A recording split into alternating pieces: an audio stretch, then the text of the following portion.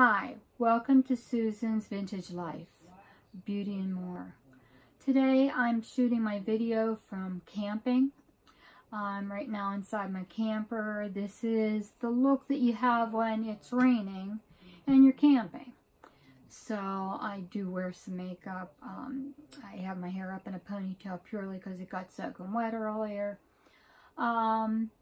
But it's been a fun weekend. Despite a little bit of rain, a little bit of cold, it's been really fun.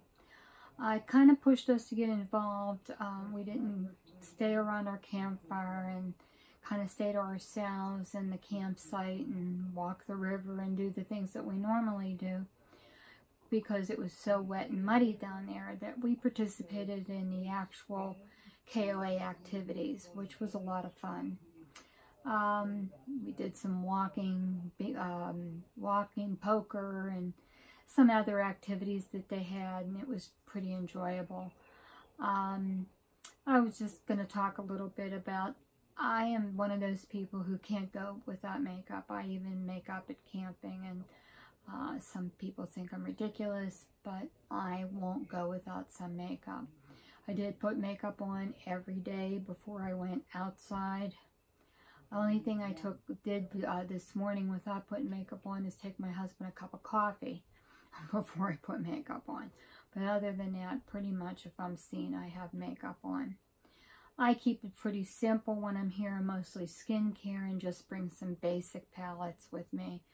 I think today I used a Tarte Christmas palette that my husband bought me 2 years ago that has blushers, bronzers, and eyeshadow in it, and it even has eyeliner and mascara, and I kind of limited to that, and some brow products, and a foundation.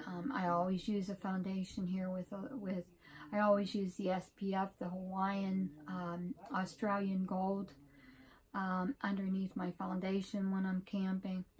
Of course, I always use an SPF anyway, but I particularly like that one under my makeup.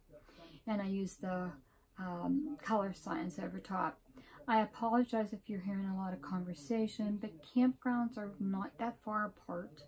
And right now my husband has a group of men out there talking about taking care of their trailers in the rain. So if you hear conversation, that's why. But this is the only place I can go that's even this quiet. I did prepare a vintage item for you today. This is going to be a real brief video because I am camping, and I didn't think about bringing a whole lot of products with me. I did bring an item for my vintage presentation. I think this week sometime I'm going to do an extra video.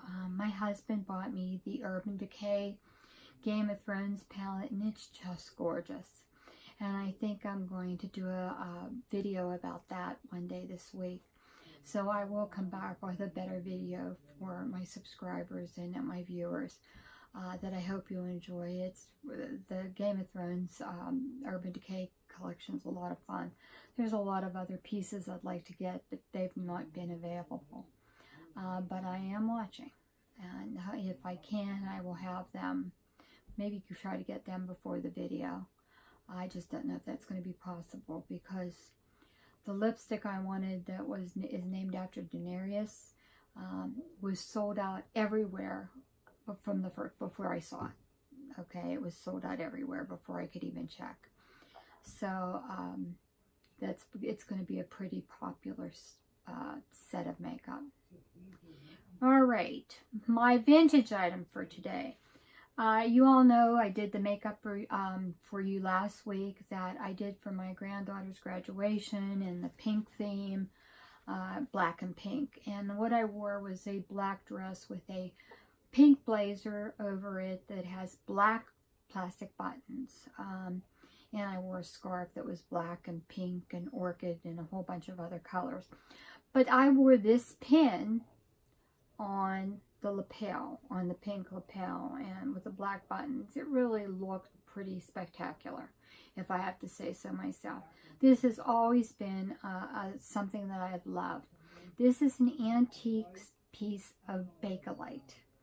A lot of people pronounce it Bakelite, but I'm told the proper name is Bakelite because I was saying it wrong. Somebody corrected me.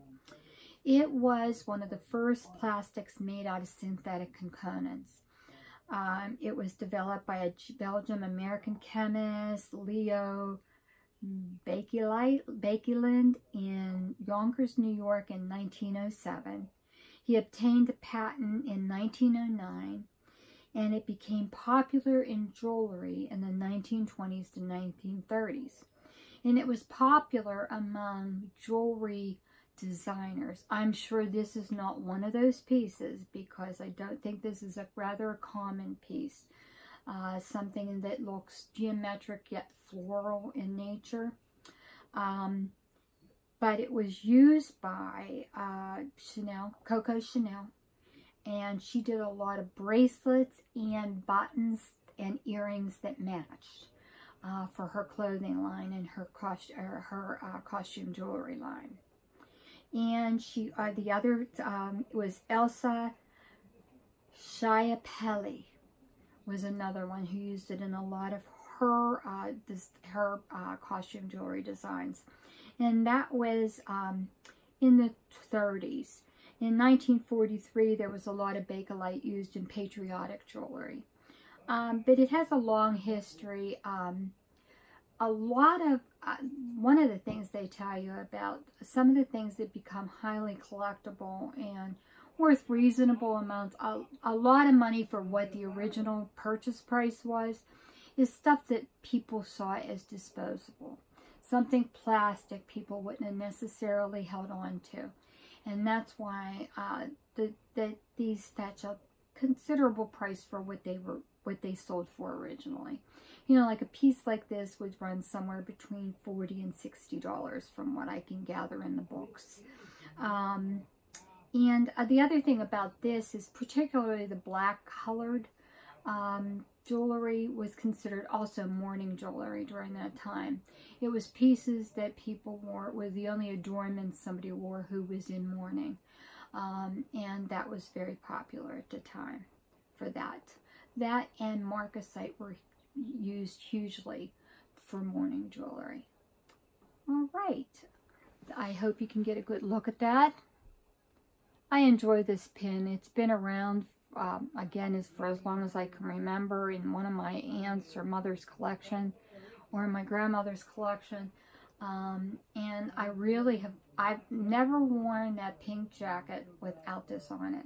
It's just something I always thought was made, almost looked like it was made for it, with the black buttons, the way it was set. The blazer originally came with a black skirt and a pink and black striped top, of which both are kind of out of style, but I still use the blazer periodically.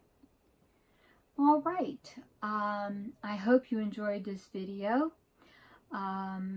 I will plan better for my next camping trip when I talk to you. And I will look forward to talking to you one day this week. I'm hoping if you like this video, you'll give me a thumbs up. I'm also hoping that if you found my videos interesting to you, that you may consider subscribing. And please, if you have somebody that you think might also enjoy my videos, if you wouldn't mind sharing them with them, I would sure appreciate it. It would help my channel grow. I thank you, and I look forward to talking to you soon. Have a wonderful week, and thank you for coming back to see me again.